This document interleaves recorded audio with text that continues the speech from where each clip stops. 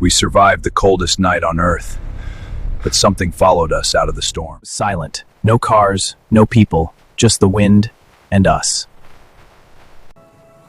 Then my husky stopped walking.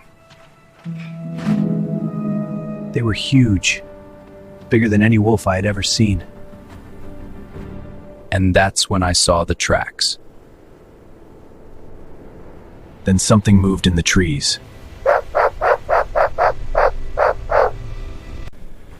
We had to keep moving. And then we saw a cabin. For the first time that night, we felt safe. But something had followed us.